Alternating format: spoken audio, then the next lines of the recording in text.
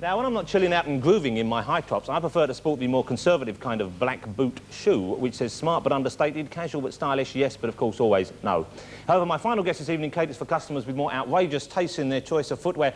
Ladies and gentlemen, please welcome the man behind the Red or Dead shoe design label, Mr. Wayne Hemingway.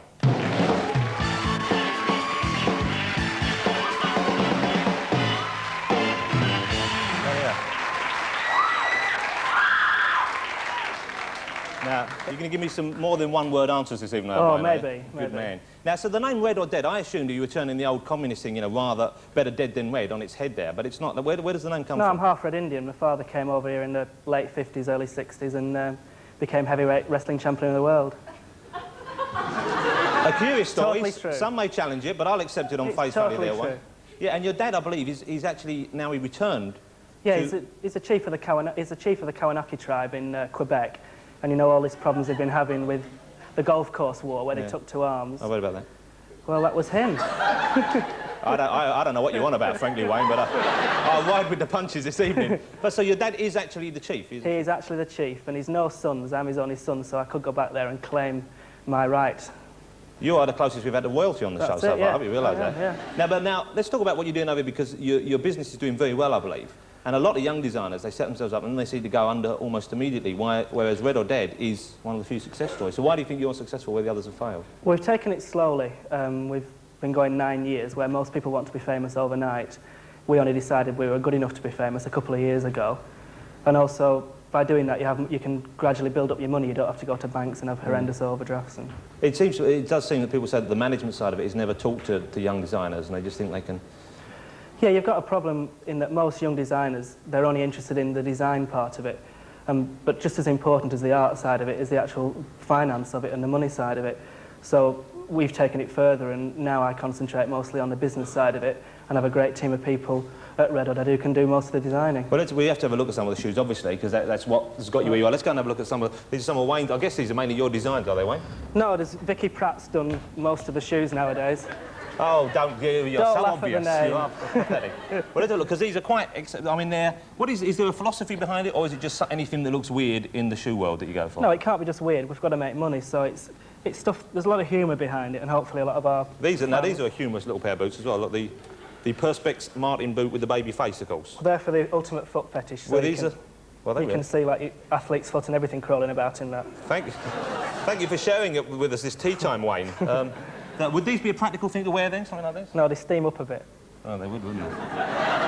And these are kind of a... No, they're video, practical. A hologram sort of thing? What would the thinking behind these be? That's like original 70s material and rescued from an old warehouse, and that does sell in the thousands. Well, these are smart. I can see someone wearing these, whereas some of the shoes I have a bit more problem with, like these. These are a bit strange, aren't they? These are kind of a curious-looking item. Who would go for this sort of thing? No, with all that biker look that's around, that'll sell really well. Now, you used to supply Bros, didn't you? Yeah, we did the watch shoe. Which they used to. And did you clear their checks before they went on order? I'm sorry, an easy shot, ladies and gentlemen. Now, this shoe, does this do well for you, this particular line? Well, that's one of the new collection. That'll sell to, like, more classical people. This is quite smart. I'll tell you what this reminds me of. Do you remember years ago when you were a kid and you used to see old ladies with one leg shorter than the other? Bless them. No, bless them. Bless them, they're lovely old dears, but this has got the sort of... It's like a caliper look, isn't it, really, you've gone for it? I stand to be corrected, but that seems like a good shoe to me. It's a good shoe, it's a practical shoe, especially if one of your legs is a bit longer than the other one. Come in very handy, that would. What about this one here? This is, once again, it's a different sort of... it's a variation on the theme, that's worn by the boys from that pop group Delight. Oh, with Lady Miss Kia? That's it. So is it mainly people from, like, pop and show business who buy your stuff? Well, they buy the more outrageous stuff, and then you get the normalish people coming in and buying more pared-down versions of it all. Like this sort of thing, I suppose. Now, this is the stuff Julian Clary wears, isn't it? Yeah, that's our new range with Dr. Martens. Right. And does he buy from you? Martens. Yeah, I think he does. Yeah, well, I shouldn't imagine there's many shops where you can get this sort of thing from. So, this sort of thing you say, it does actually sell quite well, it's not just show business people? Yeah, I mean, it sells... We wouldn't have been able to get to 8 shops and export business without selling to a lot of people. Now, this shoe is a particularly ridiculous example, even by, you know... Look at...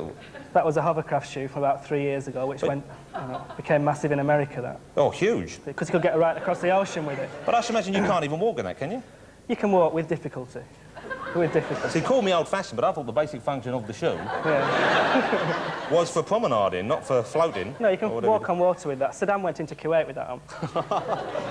Topical, if unusual gag there. No, no, you do clothes as well. It's not just shoes you do. You've been doing clothes for a while now. Yeah, for the past 3 years, we've concentrated 70% of the shoes and 30% of the clothes, and we're trying to level it up a bit. And this is London Fashion Week at the moment, of course. Starting next Friday. So it's just coming up, so we can have it. And let's go over here. We'll bring out a couple of young ladies modelling some of your gear now. This is Kate and Terry, is that right? Welcome And out, the ladies dog. and gentlemen. Come on out here. Beautiful, look. That'll go, not too far forward. Go back there, young lady. So this would be, well, describe the two looks here. We have, what do we have? Well, that's, Katie, these are a first of few of my favourite things, Mac. And the models will be coming down a catwalk next Saturday to Julie Andrews singing that song. Beautiful. I know, of course, that high fashion is often, you know, well, I suppose it's high fashion, quiet you, sure. Is often kind of like deliberately, you know, making a statement. But that does look like... it does... Yeah, we'll get to you in a minute, don't worry about it. It does look like a tablecloth of some sort, doesn't it? That you've Well, made? that's the idea. It's a gingham tablecloth with all pet budgies on, puppies, goldfish. Let's have a look. What do you have on underneath there, if we may be so bold? This is a design concept, I guess. This is from the Shut up! This is from the Liberace collection. Yeah. Lots of diamante and dollar signs and candelabras. That's a nice look. I do appreciate that look. And this outfit here complements the rather noisy poodle beautifully, doesn't it? That's the poodle collection. How are you doing there? You know what it is? There's a particularly ugly viewer we have in Brighton who's looking in right now. Scaring the life out of you. Okay, there, look, there you go. You should have seen what he got up to in rehearsals. So this is a poodle look, then. Would the poodle be a necessary fashion accessory? Oh, it's very important. Everybody's going to be walking around with poodles next winter. It's beautiful. Can I... this fabric seems to me quite... Yeah, that's quite a... Because I'm interested in textiles. That's a kind of a... It's a tradition on this show that I do get to sample the textiles, because I've always been...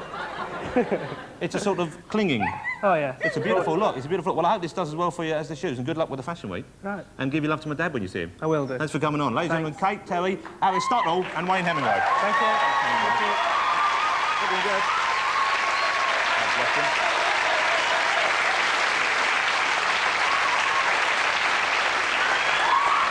Thank you very much indeed. I've got too much gel on this thing.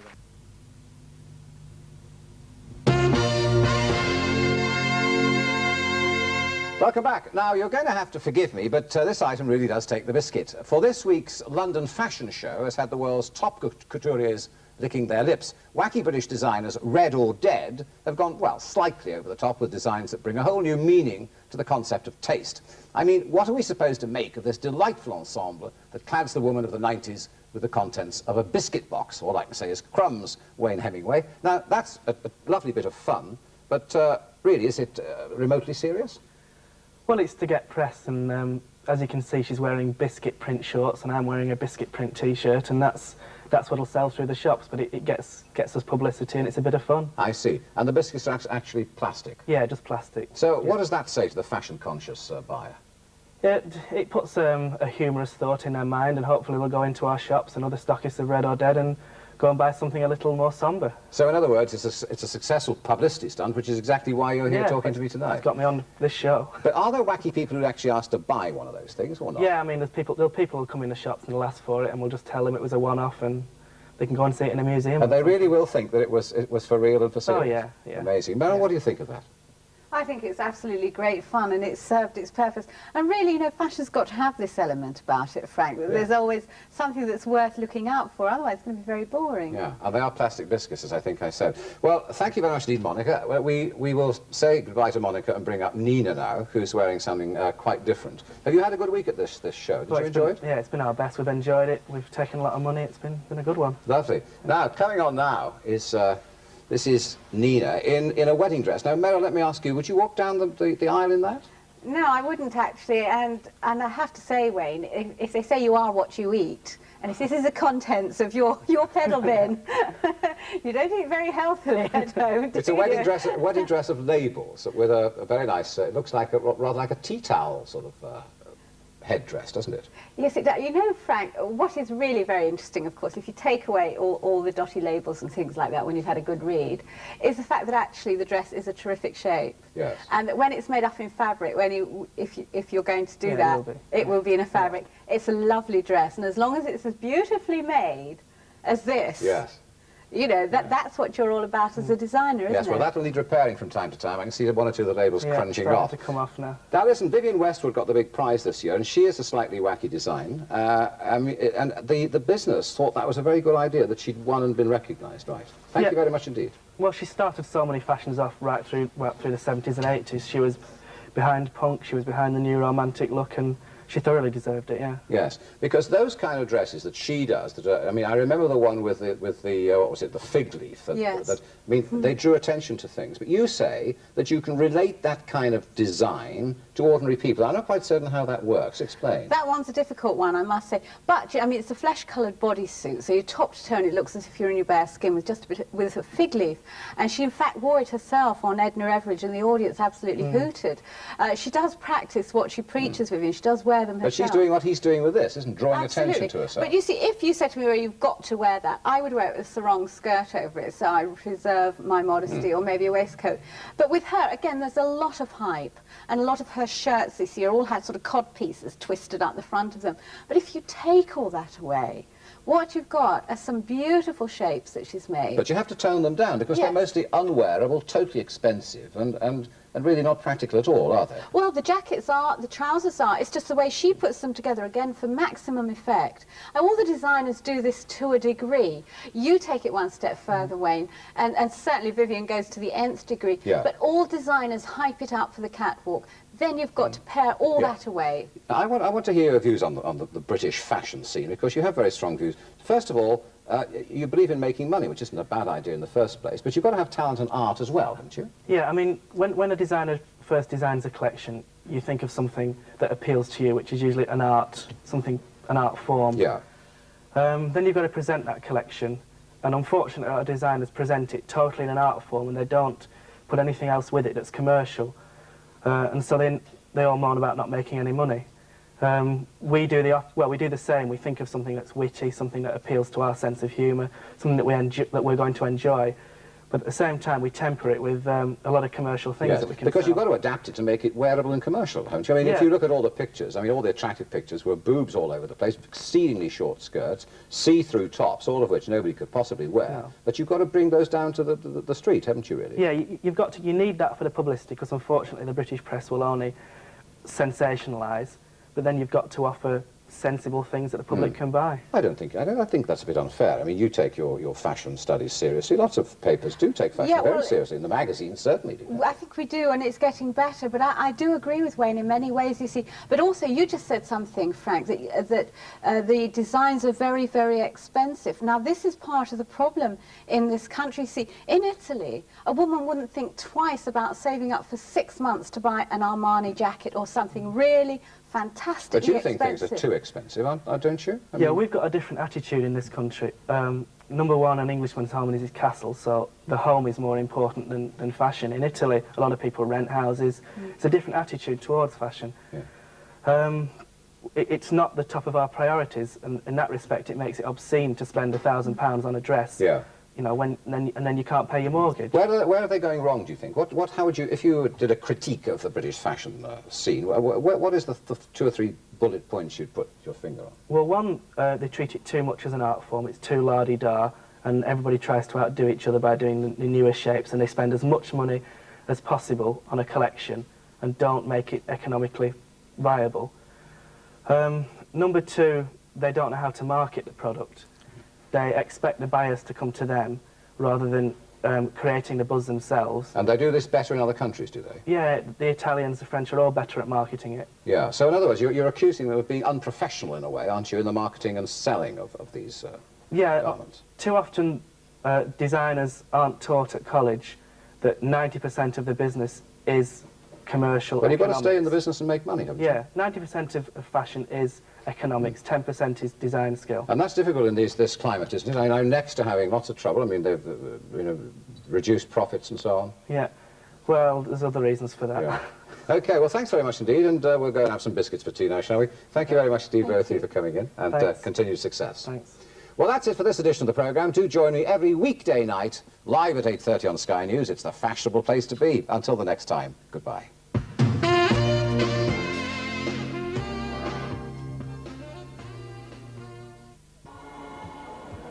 Is the fashion industry in this country dead? Let's find out with True Colors.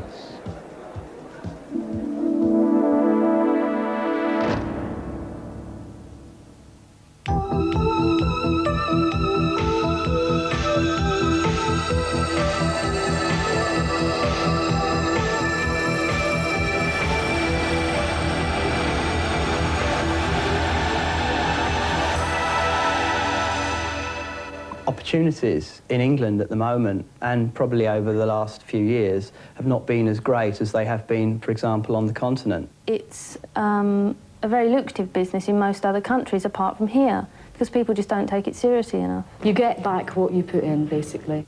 You can't do everything that you want to do in life. Life would be too easy. You have to do commercial things as well. A couple of months ago, we nearly had to wind the company up. This was caused by buyers, for one, paying us 90 to 120 days, whereas the fabrics that we buy for those buyers, we have to pay up front for. I think a lot of people overstep the mark. I've done everything very gradually. I've never gone beyond my limits. I had nothing to start with, so I had nothing to lose, and I was prepared to put in 100% hard work. I've just come back from Japan, where we're in the process of signing a deal to open 2 shops in January using Japanese money. The Japanese people like a sense of humour in the dress. They like to make each other smile, and it's something that's gone out of fashion at the moment, I think, in England. There's a lot of creativity in this country, which, you know, we're exporting all the time to Italy. I mean, it's crazy in a way, because designers who are trained here, you know, go over to Italy and work for a big company, maybe Armani or Valentino, and, you know, the Italians or French or whoever are benefiting from all the money that's been spent on colleges and education over here. I graduated 2 years ago from St. Martin's School of Art. Everyone was being taught to be a prima donna or a wonderful designer. There was no technicians really coming out of that college. I would say you do need more technicians. You do need designers that understand grading, that understand pattern cutting, the production side of it. A lot of the people who go through the fashion colleges, they are geared towards a market, they're geared towards commercialism, and I think it dulls their senses. Personally, I don't necessarily believe you have to go to fashion school to be a designer. People constantly are saying, oh, I didn't get on because such and such. I mean, if you really want to do something, you go ahead. That's why design in Britain is much more exciting, because it's coming from people who maybe don't have the money but are doing it, you know, regardless, against all the odds, you know.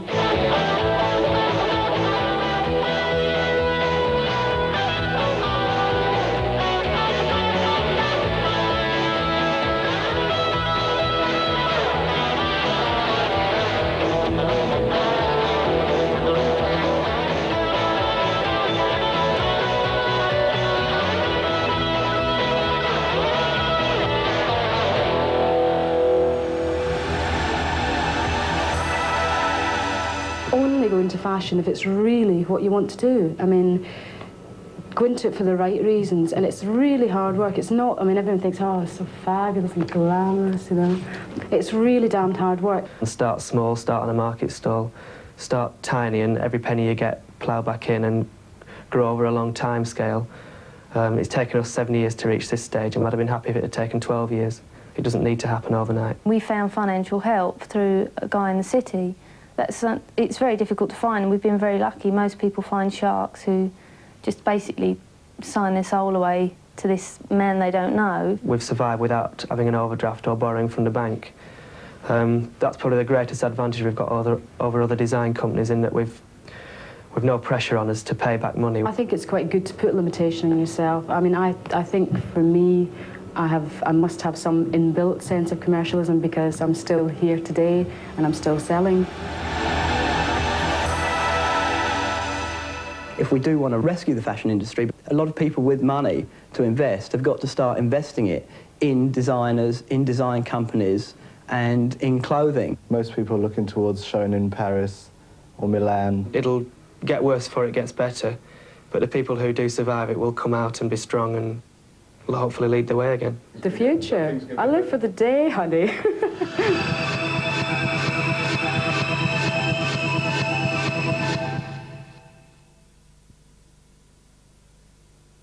It's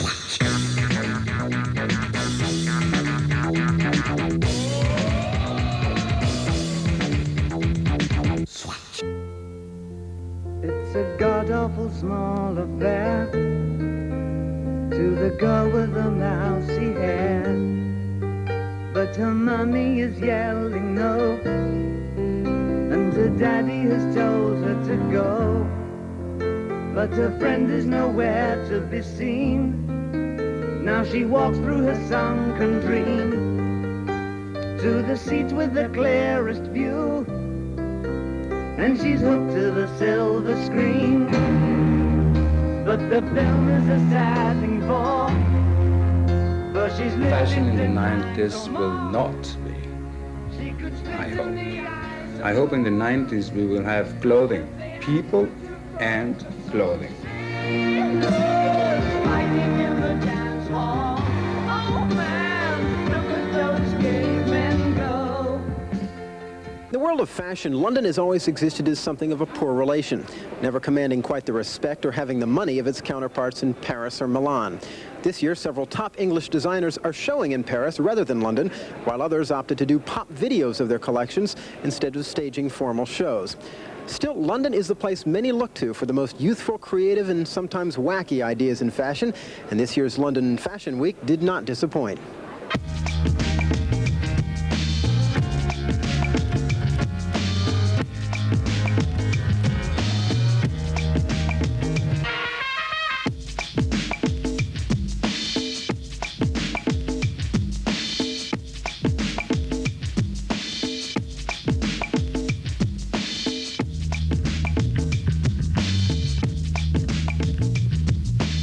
It's where the ideas Yeah, they think it's are. kind of wacky, you know, but that's good. You know, it's humorous, they say here. Which it is, it's brilliant. You know, you've got to have a bit of humour in it. And Paris, Milan, big serious, and so it's good. That'll encourage people to come, I think. Well, for ideas, it's still the best place in the world. For money, it's the worst. I mean, it's almost impossible to make a living out of fashion in England at the moment, unless you've got your own shops, which we're lucky enough to have. For those who didn't stage a catwalk show, there was plenty of room to showcase their talents at the biannual British Designer Fair.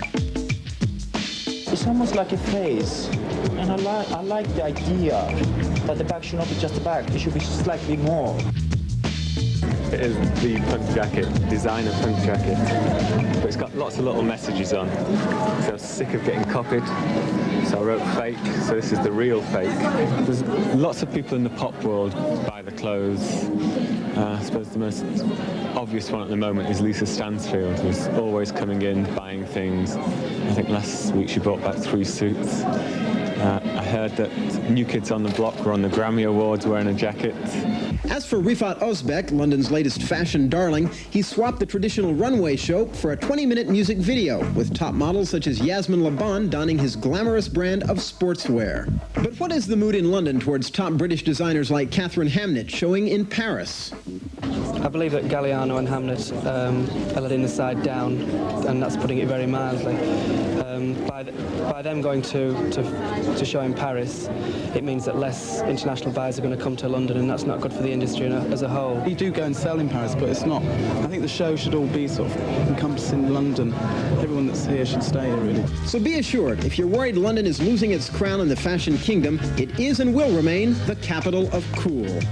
It's getting stronger than ever.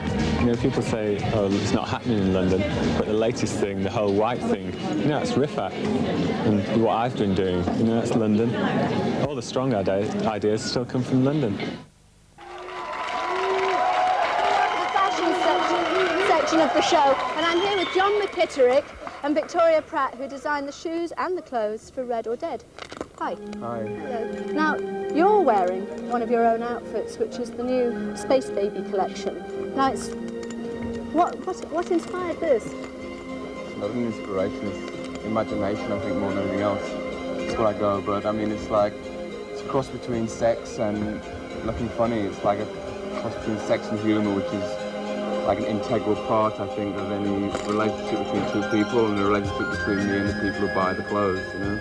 Do you think that sex has, to a certain extent, been very missing from clothes recently? Yeah, I think that's what's been missing in the 80s, and I think that's what's a little bit boring, you know, about what's been going on in the last 5 or 6 years, and it's not what's been missing is the fun element, you know, and I think we've got to get that back into it.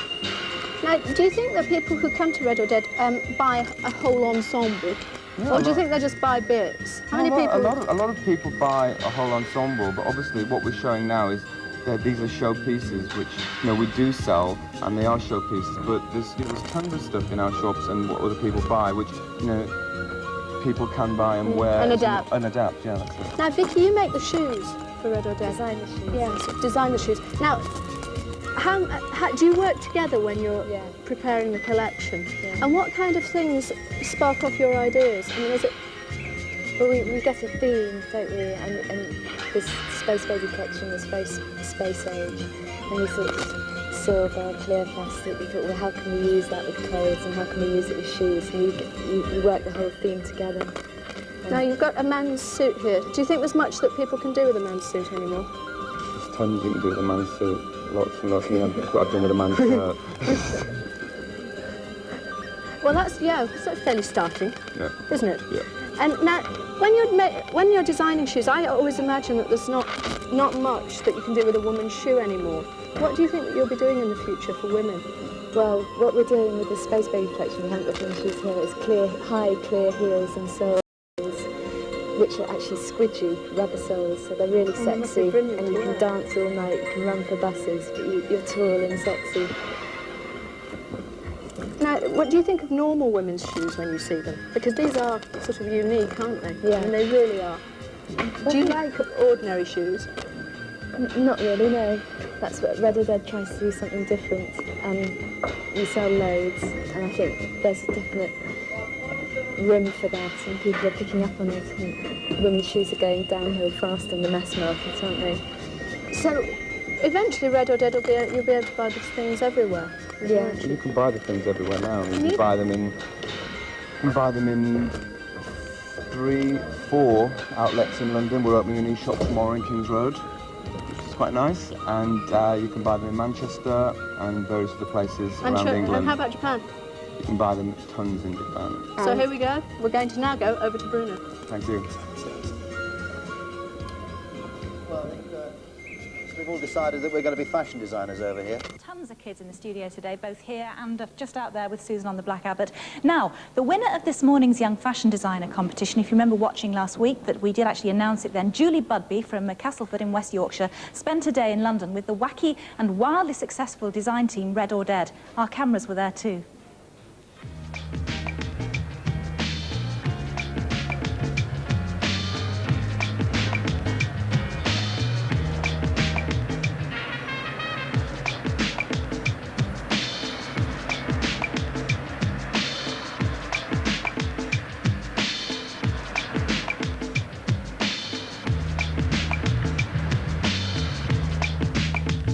Hi, I'm Wayne Hemingway of Red or Dead. Congratulations on winning. Come inside.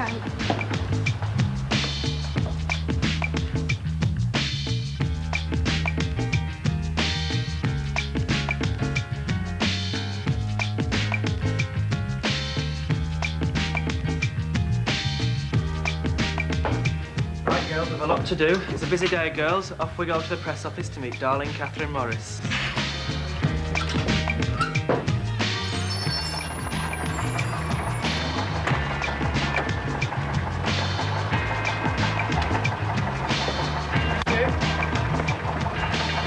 Here we are at the press office. Let's see if Miss Morris is on time this morning.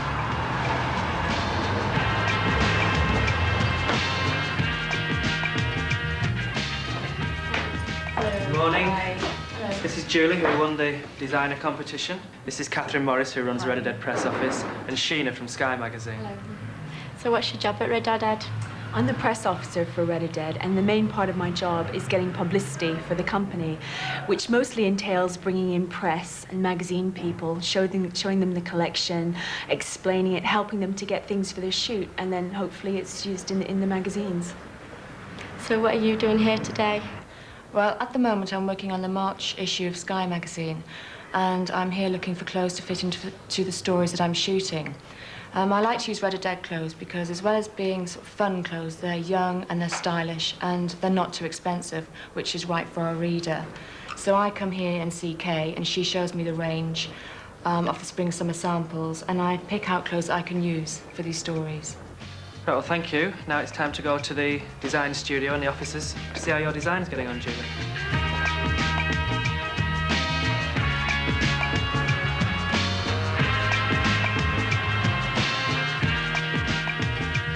Right, Kate, what have you done with Julie's design? Well, we've made a cat suit out of cotton lycra, stripe and blue stripe, as she's drawn here, and we made white lycra leggings to go over the top, and then appliqued them with different woven fabrics and star shapes and emblems that we made for ourselves, and that's how we made the jacket as well. Here it is. What do you think of it? It's brilliant. Would you like to try it on? Yeah. Okay. I'm gonna get dressed for success. I'm gonna get dressed for success. Hit the spot for the big time, baby. Get dressed for success. Move on, man.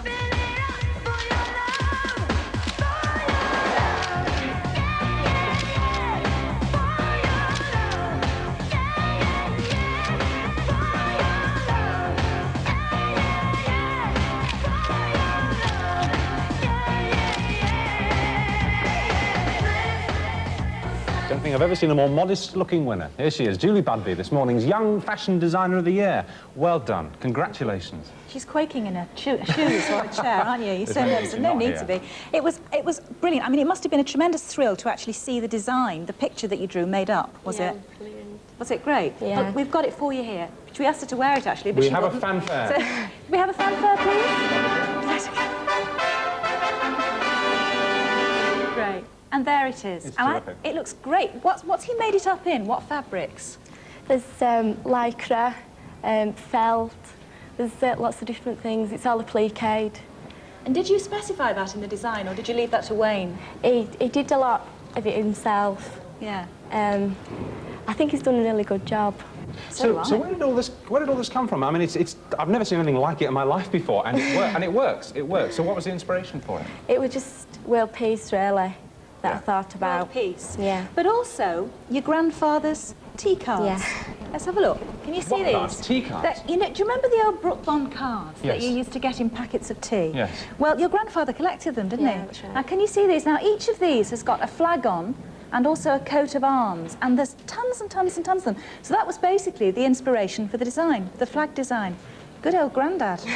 Yeah. So how long have you been interested in design for, then? For about 5 years. How did it start? Was it just drawings, you know, at Yeah, I school? used to do a lot of drawing in the spare time. And then when I went to school, it just grew from there. And did you get any professional help or training at all, or is it all coming from in No, there? it's just coming from there. You're at college now? Yeah. that's Which right. college is it? Jacob Kramer at Leeds. And you're studying what? It's a BTEC National in Fashion Design. So what happens when you get, because you're past that, what happens when you get it? What do you do then? Don't know. Oh, come on. You're going to be a very high-powered fashion designer. Listen, I know all your college mates are watching this morning, aren't they? Yeah. Are they? Want to say hello to anybody Say in hello, particular? Merry Christmas. Hi, everybody. Listen, we've got a couple of pictures for you. This is your winning design, actually framed, as you can see there. And this is the picture that you had taken with Wayne. Wayne Hemingway for Dead. Red or Dead, which will be yours forever to look at. Congratulations and well done. Congratulations, yeah. Well And done. the best of luck for the future. And happy Christmas. Right, where are you? Coming up, a lady who shakes a mean bean, actress Diane Keane. This was clearly an attitude shared by many of the best-known designers as they paraded their collections down the catwalks at Olympia. Someone who's thought for years that we should liven ourselves up is Wayne Hemingway from Red or Dead. Oh, I've got a nice pair of frilly knickers with a sensible slogan like free gift inside on it. 2 for the price of 1 across my chest. Any self-respecting man or woman will wear these clothes. Business is booming for us and for a lot of other people. It's just certain shops that are doing very badly and certain shops that are doing very well. The high street is doing badly because their designs haven't followed the times and the kids don't want to shop in the high street chains anymore. Do you think it's that your stuff is sort of a bit cheaper, and so people want to be cheered up momentarily, they don't need a classic thing anymore? Yeah, I think that's it. I mean, there's still a market for classical fashion, but we know our market. We've created a niche for ourselves, and we've got a following that enjoys what we do, and we're making a lot of money out of it at the moment. Hooray. What recession? Not with us. So, shrinking violets, beware.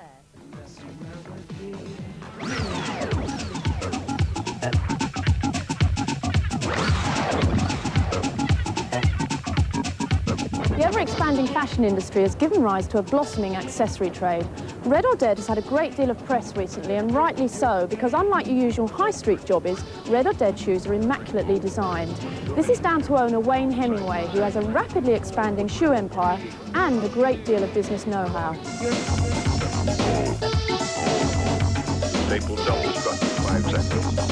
My father's a Red Indian, that's the first thing.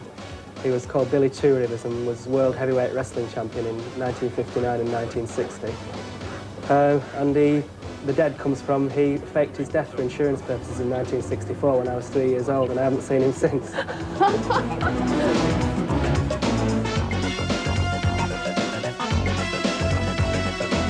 Red or Dead started on a market stall when I was at university, about 6 years ago. And progressed from there. We started off selling second-hand clothes, and after about 3 years, we got into shoe design. It was just one of those things. There was a gap in the market, and we went for it and filled that gap. You had some trouble originally with manufacturers, didn't you, as most designers have done, in getting them to accept your ideas. How did you overcome that? Sheer perseverance and convincing them that I was going to make money for them in the long run. Shoe design had been very, very boring, to say the least, and nothing had been really tried. With clothes, every conceivable shape has been done over the last 20 years. With shoes, you were stuck with a basic shape for men and a court shoe for women. Well, some of the designs, when we first showed them to the manufacturers, were laughed at, but I just persevered and said, come on, stick behind me. And at the time when we first started, the shoe industry was in a bit of a mess, that they needed production. So they clutched at straws, and one of them we clutched at was Red or Dead, and it was a good straw to clutch at.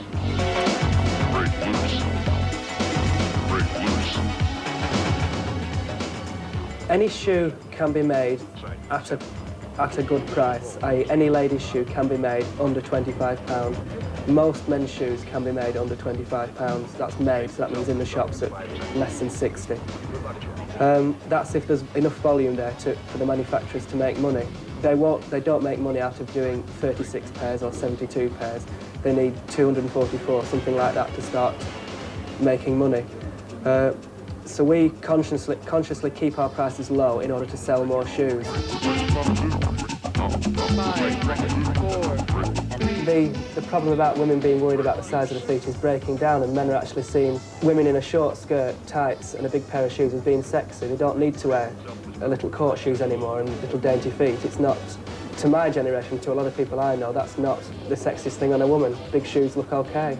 Women no longer feel that they have to wear high heels for men, and flat shoes are acceptable and eminently more wearable, so it's a logical thing to wear.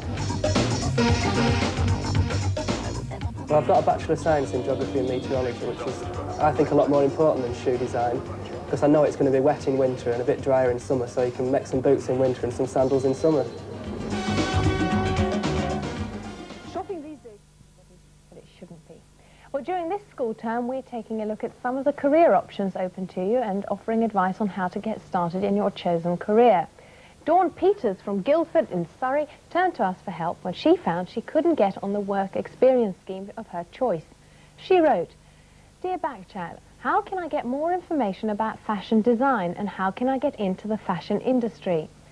Well, we had a look at Dawn's excellent designs and suggested that she paid a visit to one of the top fashion experts, Wayne Hemingway from Red or Dead, and asked for his advice.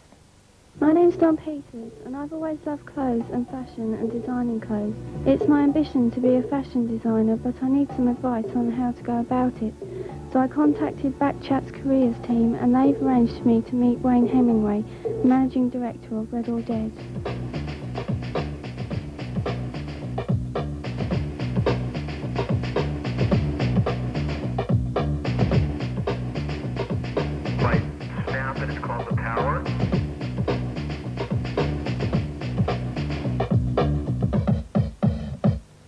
But these are great. The colours are good.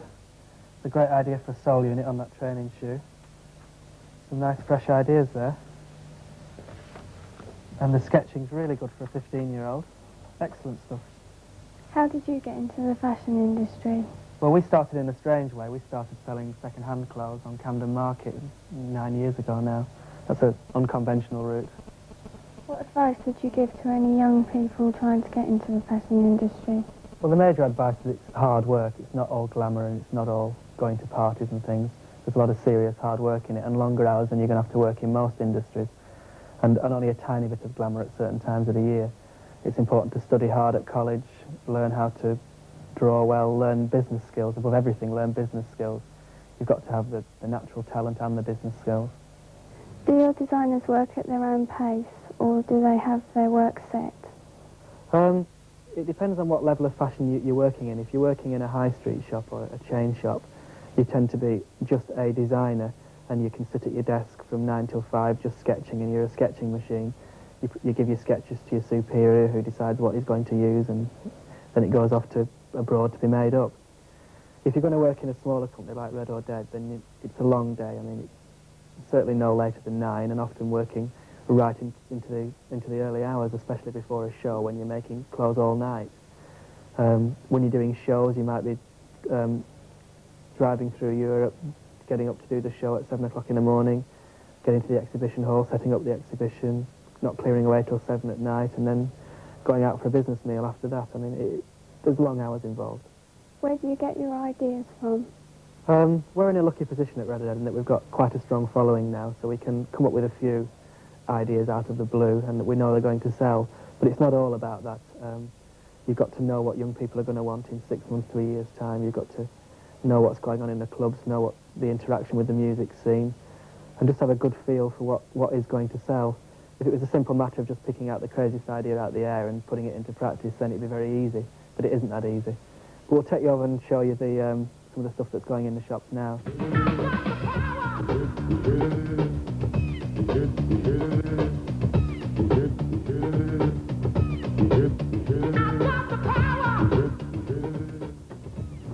So, if you're as interested in designing as I am, I hope you found this trip just as useful as I have. That's coming along fine, Wayne. Who knows, maybe we'll see Dawn's designs on the catwalks of Paris and Rome very soon.